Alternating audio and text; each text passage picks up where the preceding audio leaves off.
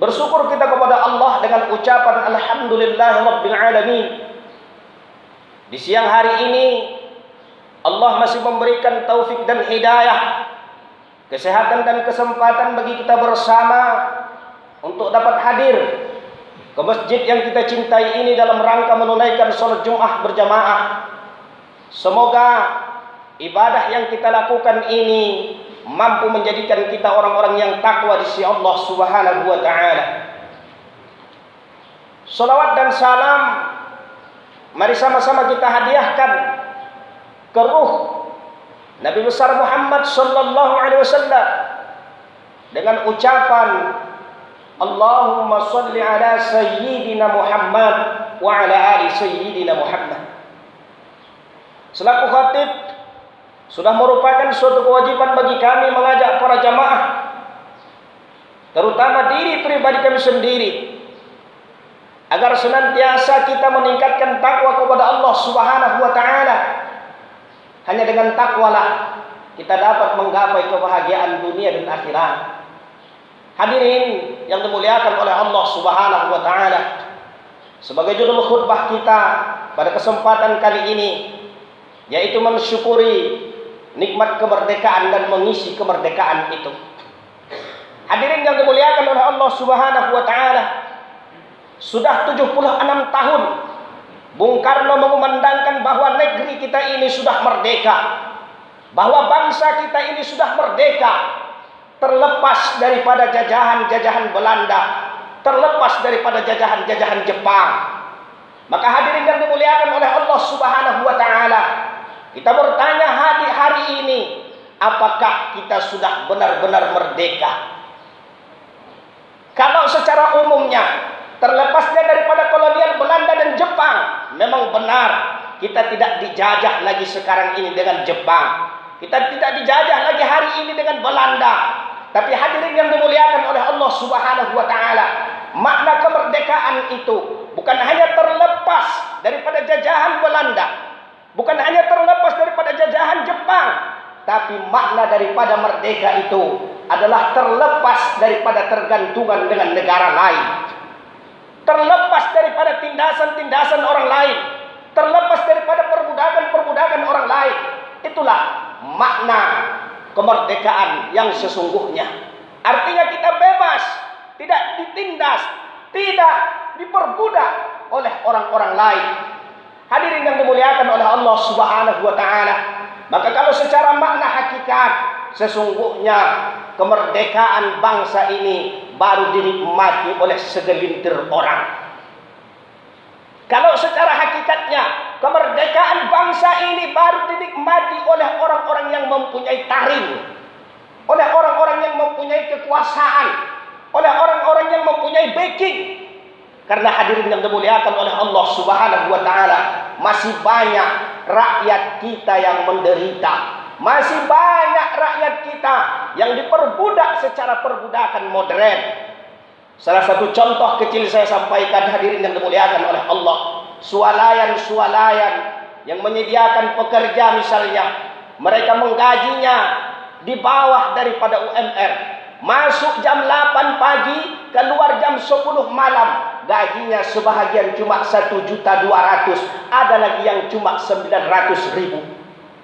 Maka hadirin yang dimuliakan oleh Allah Subhanahu wa taala, masih ada perbudakan-perbudakan secara tidak langsung di negara kita yang tercinta ini. Maka yang merdeka hari ini, yang menikmatinya baru hanya segelintir daripada kita. Hadirin yang dimuliakan oleh Allah Subhanahu wa taala, apakah negara atau bangsa kita ini miskin dengan orang-orang yang pintar? Tidak. Banyak masyarakat atau bangsa kita ini memiliki orang-orang yang pintar, orang-orang yang bijak, tapi sayang, kepintarannya hanya kepintaran intelektual saja. Kepintarannya hanya kepintaran kali-kali saja. Sehingga apa yang terjadi? Dia hanya memikirkan untung dan rugi. Dia hanya memikirkan kekayaannya sendiri. Dia hanya memikirkan keuntungan dirinya sendiri. Hadirin yang dimuliakan oleh Allah Subhanahu wa taala, maka jika hanya kepintaran intelektual saja yang kita miliki, maka kita tidak akan ada empati, tidak ada rasa kasihan, tidak ada perhatian kepada orang-orang lain. Maka hadirin yang dimuliakan oleh Allah Subhanahu wa taala, kita harus membangun generasi-generasi muda kita. Kita harus membangun anak-anak kita. Kita bahkan membangun diri kita. Jangan hanya kepintaran intelektual saja, tapi harusnya ada kecerdasan spiritual. Yang dengan kecerdasan spiritual itu ada rasa kasihan kita kepada orang lain, ada empati kita kepada orang lain. Artinya apa? Kita merasakan kesusahan orang lain, kita merasakan penderitaan orang lain. Bahkan ini hadirin yang dimuliakan oleh Allah, diajarkan oleh agama kita sendiri, sebagaimana yang disampaikan oleh Rasulullah sallallahu alaihi wasallam, la yu'minu ahadukum hatta yuhibbu li akhihi ma yuhibbu li nafsihi. Belum lagi dikatakan beriman seseorang kamu itu, kata Rasulullah, atau kita ini belum lagi dikatakan beriman sebelum kita cinta kepada saudara kita. Artinya sebelum kita merasakan penderitaan saudara kita, sebagaimana kita cinta kepada diri kita sendiri. Kalau kita tidak peduli dengan saudara kita yang ditindas, kalau kita tidak peduli dengan saudara kita yang kelaparan, kalau kita tidak peduli kepada saudara kita yang miskin, kata Rasulullah, belum lagi beriman kita ini.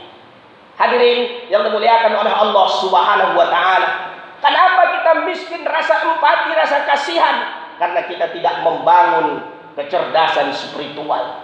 Kita ingat bagaimana pendiri bangsa kita ini, bagaimana orang-orang tua kita dulu berwasiat, berpesan. Salah satu contoh hadirin yang dimuliakan oleh Allah Subhanahu wa taala, ketika orang tua kita dulu menciptakan lagu Indonesia Raya. Apa yang terdapat dalam lagu Indonesia Raya tersebut?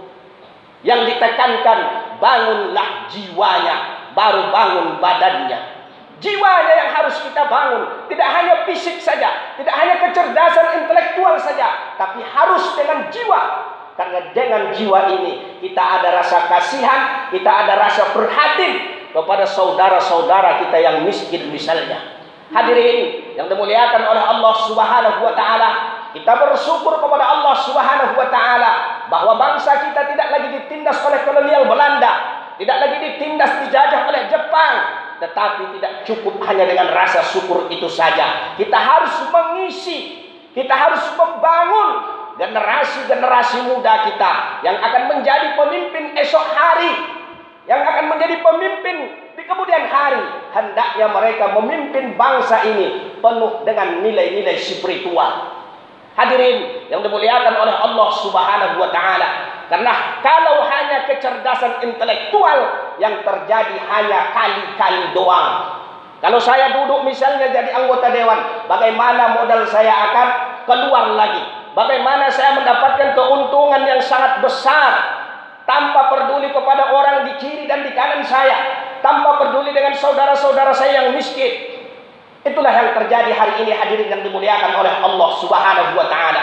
Hanya dengan kalkulasi untung dan rugi. Bahkan tak hanya sampai di situ, ibadah pun hadirin yang dimuliakan oleh Allah sering kita hitung-hitungan dengan kalkulasi. Kita hitung-hitungan dengan pahala. Kita hitung-hitungan bagaimana pahalanya, bagaimana balasannya. Dosakah, pahalakah? Baguskah kita memikirkan pahala? Bagus. Tapi lebih bagus lagi kalau ibadah kita itu kita tingkatkan lebih daripada pahala. Apa dianya? Pengabdian kita kepada Allah Subhanahu wa taala. Tidak hanya hitung-hitungan pahala, tapi hendaknya lebih jauh lagi ibadah kita kepada Allah sebagai pengabdian kita kepada Allah. Jelas Allah nyatakan dalam Al-Quran, wa ma khalaqatul jinna wal ins illa liya'budun. Tidak aku jadikan jin dan manusia, kata Allah, kecuali untuk mengabdi kepada aku, kata Allah Subhanahu wa taala. Artinya apa? Penghambaan diri kita kepada Allah Subhanahu wa taala. Pengabdian diri kita kepada Allah Subhanahu wa taala. Kalau kita mengabdi kepada Allah, kalau kita menghambakan diri kepada Allah, tentu kita tidak hitung-hitungan pahala, kita tidak kalkulasi dengan pahala, tapi sebagai pengabdian, penghambaan kita kepada Allah Subhanahu wa taala.